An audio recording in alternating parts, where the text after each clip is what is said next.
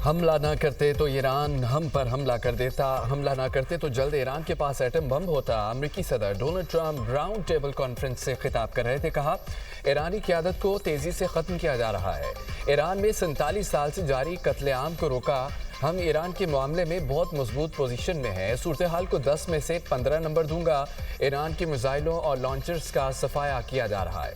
Iran अपने पड़ोसियों और इत्तेहादियों को भी निशाना बना रहा है। ईरान पर हमले इसी जौहरी हथियार हासिल करने से रोकेंगे। हमलों ने ईरान को जौहरी मामले पर काफ़ी पीछे हटा दिया है।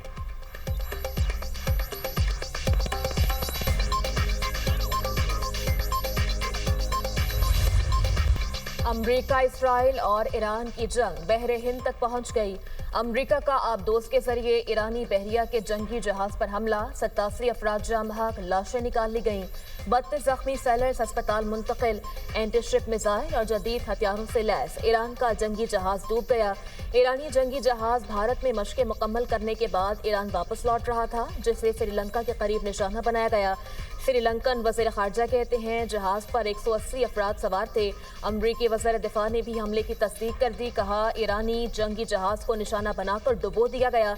दूसरी जंग अजीम के बाद पहली बार किसी दुश्मन जहाज को टारपेडो से निशाना बनाया गया। ट्रंप के कत्ल की साजिश करने वाली ईरान की अहम शख्सियत को हलाक कर दिया।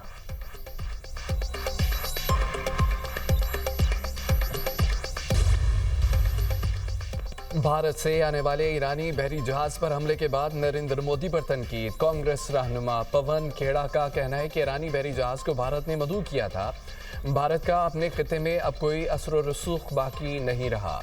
क्या ये जगह भी खामोशी से वाशिंगटन और तल अवीव के हवाले कर दी गई है? भारतीय तजियाकारों के मुताबिक वाक़े के बाद नई दिल्ली में हुकूमत की खारजा पॉलिसी और असर व रसूख पर सवालात उठ गए। उन्होंने हुकूमत से पूछा है कि भारत का इस तनाज़े में क्या किरदार है। भारतीय सरजमीन या वसाइल का इस्तेमाल अमरीकी कार्रवाइयों में हो तो भारत भी जंग में शरीक नजर आ सकता है, जिसके खतरात बहुत ज़्यादा हैं।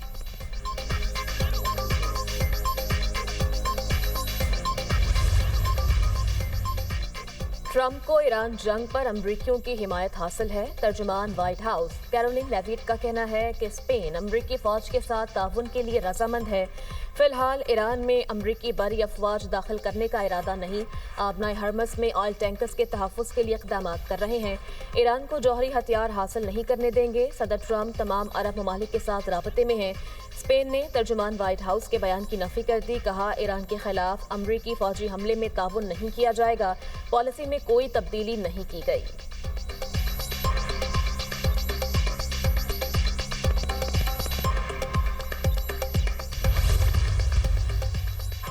अमरीकी सेंट्रल कमांड ने ईरान की जानिब से दावों को मुस्तरद कर दिया। दावा किया, ईरानी हुकूमत की जानिब से जारी बयानात झूठ पर मबनी हैं।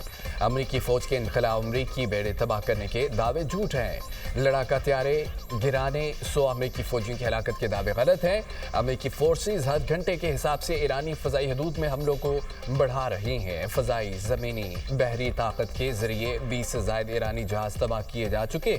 4 रोज़ में ईरानी ड्रोन लॉन्चर्स में 73% कमी हुई है। ईरान की जानिब से बैलिस्टिक मिसाइल लॉन्चर्स में 86% कमी रिकॉर्ड की गई है। अमरीकी फ़ौज की ताकत और ऑपरेशनल सलाहियत का कोई मुकाबला नहीं। अब तक 500 अमरीकी फौजी हलाक किए। सेक्रेटरी जनरल ईरानी national security council Ali Larijani का बयान। कहा, हलाकतें अमरीकी अड्डों पर हमलों में हुई। आबनाए हरमस में 10 ऑयल टैंकर्स को निशाना बनाया। ईरान के खलीजी खत्ते में अमरीकी फौजी अहदाफ पर हमले। दुबई में मिसाइल हमला करके 100 अमरीकी फौजियों को हलाक करने का ईरानी दावा। पासदारान इनकलाब का कहना है मशरिक़ वस्ता में हलाक फौजियों की तादाद 160 हो गई। कुवैत में अमरीकी अफवाज को दर्जनों ड्रोन्स के जरिए निशाना बनाया गया। बहरीन में अमरीकी अड्डे पर भी मिसाइल और ड्रोन हमले किए गए। पासदारान इनकलाब की ज़मीनी अफवाज भी जंग में शामिल। बैक वक्त 230 ड्रोन्स लॉन्च किए। पासदारान इनकलाब ने अहम इसराइली कमान मराकज़ को भी निशाना बनाने का दावा किया।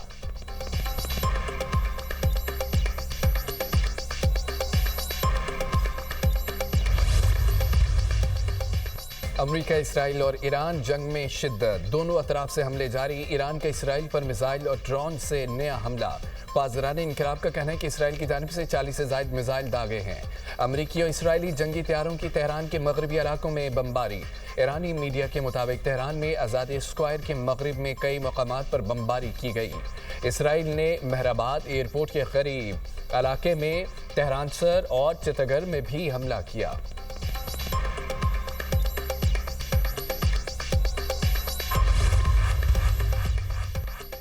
امریکی اور اسرائیلی حملوں میں ایران میں جاں بحق افراد کی تعداد 1045 ہو گئی۔ اسرائیلی فوج نے تہران میں بمباری کر کے اہم شخصیت کو قتل کر دیا۔ اسرائیلی میڈیا نے مقتول شخصیت کی شناخت ظاہر نہیں کی۔ صہیونی فوج کے تبریز میں پولیس ہیڈ کوارٹرز پر حملے، مشرقی تہران میں بھی شدید دھماکے۔ اسرائیلی فوج کا ایران میں 300 میزائل لانچرز تباہ کرنے کا دعویٰ۔ اسرائیلی فضائیہ کا کہنا ہے کہ ایران میں 4000 ہتھیار استعمال کیے۔ اسرائیلی فوج کا ایران میں زیر زمین جوہری تنصیب پر حملہ کرنے کا دعویٰ۔ اسرائیل کے لبنان پر حملوں میں بھی شدت، 16 قصبوں پر بمباری، کئی عمارتیں تباہ، 17 افراد شہید۔ شہادتوں کی مجموعی تعداد 72 تک پہنچ گئی۔ جھڑپوں میں 2 اسرائیلی فوجی زخمی۔ خامنئی کے جانشین کو بھی نشانہ بنانے کا اسرائیلی اعلان۔ وزیر دفاع نے کہا ہے کہ جو بھی ایرانی سپریم لیڈر منتخب ہوگا قتل کر دیا جائے گا۔ اسرائیلی میڈیا نے آیت اللہ خامنئی کے بیٹے مجتبی خامنئی کے ایرانی سپریم لیڈر منتخب ہونے کا دعویٰ کیا تھا۔ ایرانی گارڈین کونسل و مجلس خبرگان کے رکن آیت اللہ احمد خاتمی کہتے ہیں کہ ایران نئے سپریم لیڈر کے انتخاب کے قریب پہنچ چکا۔ خامنئی کے جانشین کا اعلان جلد متوقع ہے۔ شہید آیت اللہ خامنئی کی تعزیتی تقریب مؤخر کر دی گئی۔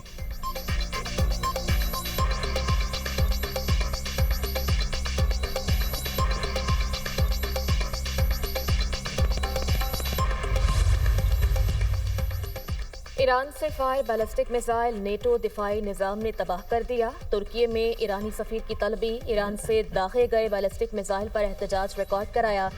ترک صدر طیب اردوان کا ایران کو انتباہ، کہا ایسے واقعات روکنے کے لیے وارننگ جاری کر دی۔ اپنے نیٹو اتحادیوں کے ساتھ قریبی رابطے میں ہیں، تمام ضروری اقدامات کریں گے اور اگر ضروری ہوا تو فوری مداخلت کی جائے گی۔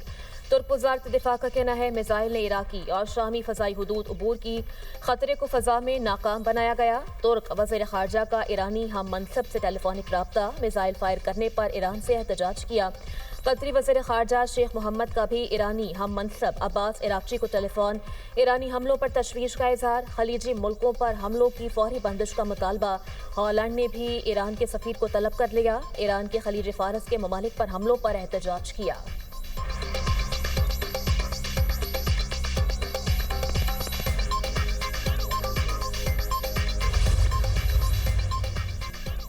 امریکی اور اسرائیلی حملوں نے ایران کو جواب دینے پر مجبور کیا۔ اب تہران کے پاس جوابی حملے کے سوا کوئی اور راستہ نہیں تھا۔ ایرانی صدر مسعود پزشکیان کا ہمسایہ خلیجی ملکوں کے نام اہم پیغام، کہا ہم نے جنگ ٹالنے کے لیے سفارتکاری کی کوشش کی۔ ایران خلیجی ممالک کی خود مختاری کا احترام کرتا ہے۔ علاقائی سلامتی اجتماعی علاقائی کوششوں سے ممکن ہے۔ ایرانی پارلیمنٹ کے اسپیکر محمد باقر قالیباف کہتے ہیں کہ ایران کی میزائل اور ڈرون صلاحیتیں صرف جائز دفاع کے لیے ہیں، ہمسایہ ممالک کو نقصان پہنچانے کے لیے نہیں ہیں۔